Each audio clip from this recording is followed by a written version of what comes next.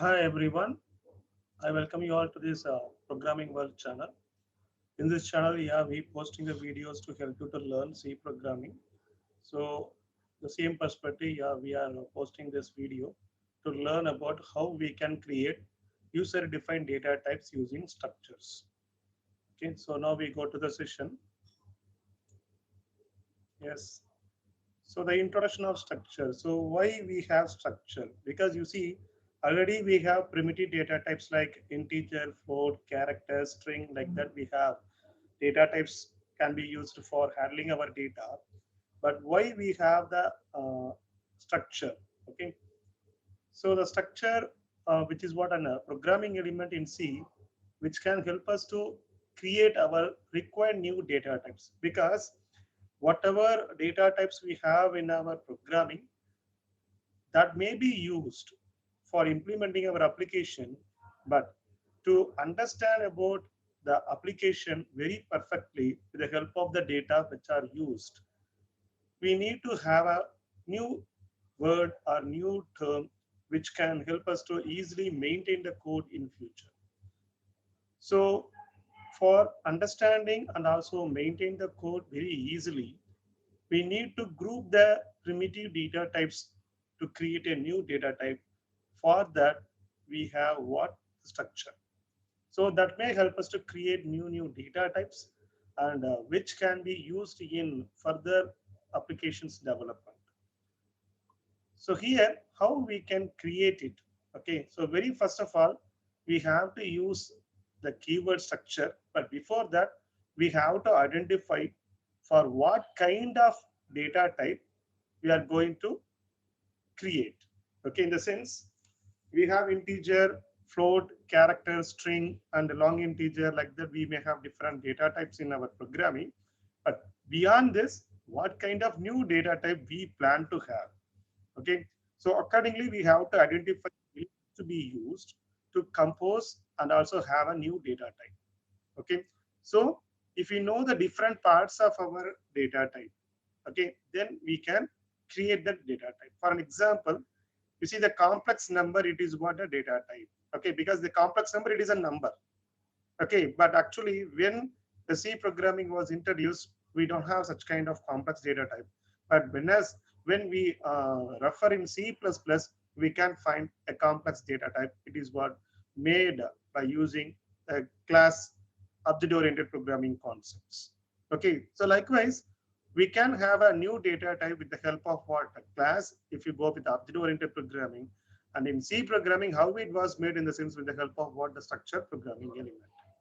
Okay, so the structure which gives a powerful concept that is about what making our data type, which can be used for making our own data types, which can be used in what further applications development wherever it is required.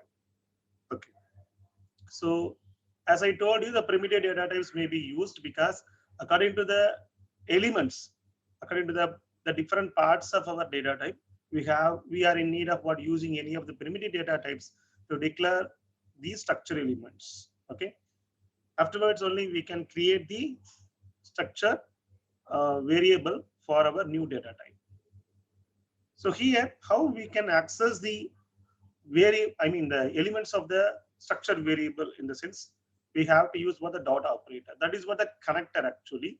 So structure variable and also its element. I mean the data element that could be connected with the help of dot operator, which can help us to connect the values and also access them whenever required. So here you can see that the syntax could be used for making that one. So the struct is the keyword and we have to provide the new data type name. As I told you, like complex or some other new data type, like point, like that we can create it. Okay. Then yeah, the open brace which is required to make our block. Okay. Then we have to declare the structure elements with the help of what? The primitive data types. Okay. Right. So here you can find an example. I have made like structure point. Okay, so it is a point is a new data type. It comes with what two elements like int x coordinate and int y coordinate. So x and y that may have what the integer or whole numbers. So for the case we are we are declaring those two parts as integers. Okay, so integer data type which is required. So according to the the elements of our structure, we can have our data types for making them.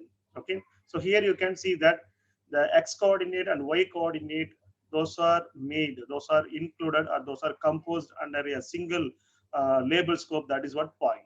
Okay, so point here is what a data type.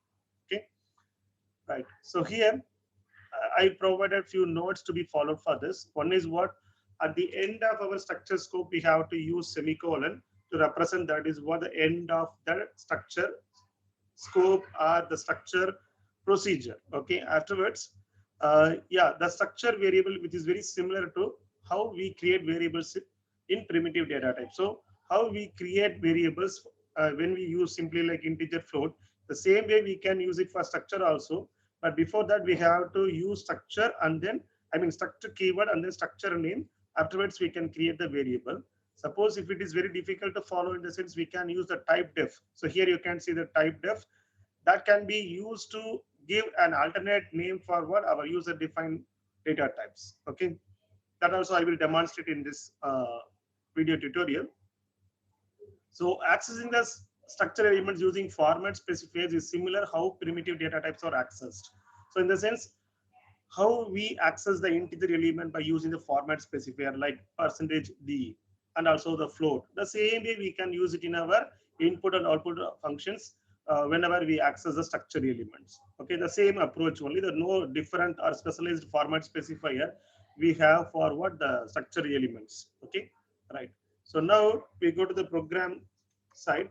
So here you can see that the program what I have made for this. So as usual, including the header file. Afterwards, we creating a new data type like point. Okay, so struct point. Then we have declared two structure elements in the data type like integer. Afterwards, you can see that in the main program, we creating the new variable. Okay, we creating a variable using using this statement for the data type point. Okay, you can see the struct point p1. You see, this is required. Okay, if you don't, if you suppose if you avoid this, okay, if you don't use this, what happen is you will get the error. Now you can see that.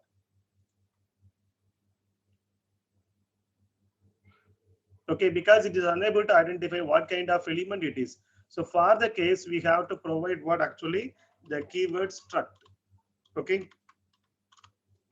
we have to use this. Then if you compile that, there is no error. There is no error. Yes. So now from this, you can understand it is what required one. So how we can replace this one? Because whenever we want to declare the variables again and again, wherever we want to create, we have to use the keyword like struct. Okay, we will simplify this by using what the type def. That I will demonstrate later. Okay, so now you can see that now we declare a variable, point variable like p1. Then we asking the user to enter the x coordinate value. Okay, as I mentioned that in the scanf statement, we have to use the same format specifier because it is what an integer type. So int ampersand, you can see that p1 dot x coordinate. So as I told you, we have to use what? The dot operator to connect our structure element. This is what actually structure element, x coordinate, y coordinate, those are what structure elements. The p1 is what that structure variable. So to connect the structure element with the variable, we have to use the dot operator. Okay, and as I said, it is an integer variable, so we have to use what ampersand symbol before taking the input. Okay, right. So then the same way, printf enter the y coordinate. Okay, so the same type of input statement, only what the label of the structural element which is changed, that is what y coordinate. Afterwards, what values are separate for x and y coordinate, those are printed by using, those are displayed by using what the printf function. Okay, the same way we have to use what the dot operator to connect the structure element with our structure variable. That only is what very much important one in this. Okay, now execute that. You can understand. Okay, we are asked to give two inputs. One is what x coordinate. Okay, so 110, then y coordinate 200. You can see that, yeah, the given points coordinate values are x coordinate and y coordinate. Okay, right. As I told you, how we can simplify the data type name. So you can have like this type def. Okay, Then you can give like struct point as what point. You can give like this also. Then what happens? No, the struct point that could be replaced by point. We have to use semicolon also to represent it. Then now compile it. No warnings, no errors. So now you can execute that. Okay. Yeah. Now we go with the different value. Okay. Yes. No issues in that. Okay. So the thing is what, to make our programmers to easily take the data type for creating a variable, we have used what, a type def. So type definition. Okay. What happened is it's giving what, an alternate name for our data types. Okay. So here I have created a user defined data type like struct point that could be made very simply like point. Why? In the sense, okay, easily the people can able to recall and also they can use it without any extra syntax to be followed for making the variables. That's why we can use a type def to simplify our what, the data type name, to recall and also to use the data types for creating the variables in a very simple manner. I hope you people understand about the meaning of a structure and also how we can create the user defined data types like point. As like that, we can create complex also. So there you can give like real number, then imaginary number or complex number, like that. You can take two parts to declare the elements to have our complex number. And also you can use the same kind of procedure to have the values for uh, complex numbers, and also you can access with the help of what format specifiers. Okay, I hope you people understand about how we can use structure and also how we can access the structure elements. In coming videos also we will post the videos about how the structure is what different with the union, like that. Also we will post the videos to make you to understand about where we can use a structure, where we can use union, like that. Also you will come to know about the usage. Okay, so I request the new people, those who are watching this, subscribe this channel. Please be stay with us to have the new posting videos. And also I request you, if you like this video, click on the like button. And also I request you share this with your friends who can benefit, who will be benefited for improving their skills and also get ready for their placements. Thank you for watching this. Thank you all.